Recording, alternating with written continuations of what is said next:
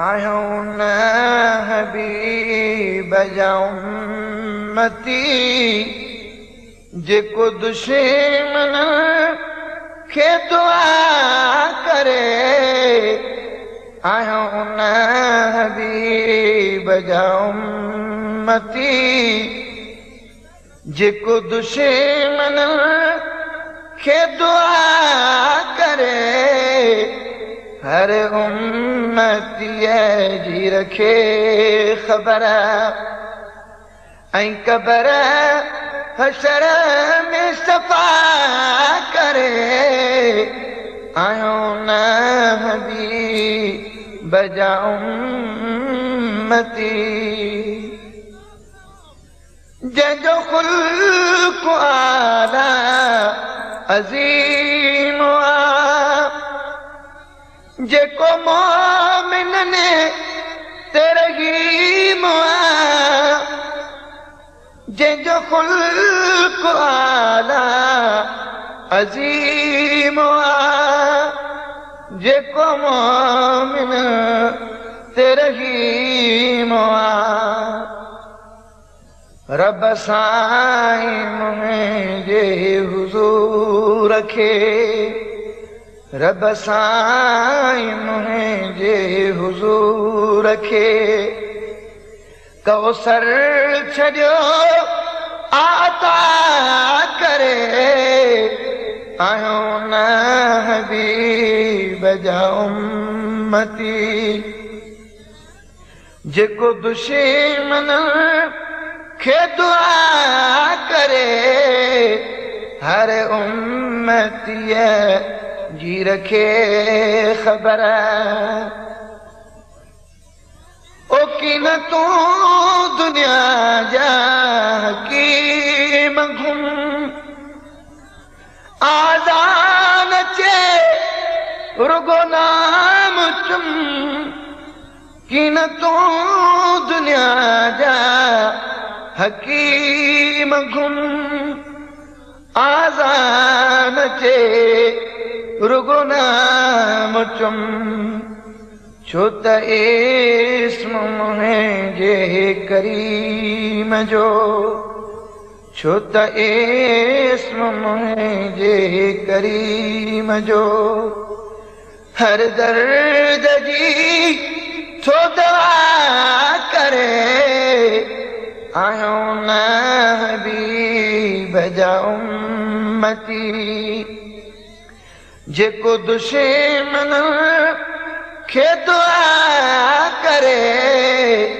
हर उम्मतीअ जी रखे ख़बर ऐं क़बर हशर में सफ़ा करे। आहियूं न हबीब जा उम्मती केॾो हुजी फ़िक्रात में अहिड़ो मज़ो आसलात में। केॾो हुजी फ़िक्रात में अहिड़ो मज़ो आसलात में। रुगो दिल सां वेही दुरूद पढ़ो रुगो दिल सां वेही दुरूद पढ़ो त हज़ार तो खे नफ़ा करे। आहियूं न हबीब जा उम्मती जेको दुश्मन खे दुआ करे। हर उम्मतीअ जी रखे ख़बर ऐं क़बर हशर में सफ़ा करे। आहियूं न हबीब जा उम्मती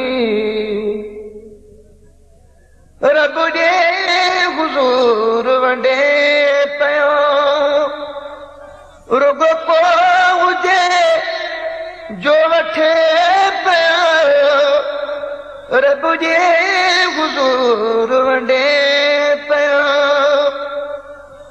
रुगो को हुजे जो वठे पियो हातिमो हुयो हिक वक्त लाइ हातिमो हुयो हिक वक्त लाइ ही तो हर घड़ी पियो सखा करे आयो न हबीब जा उम्मती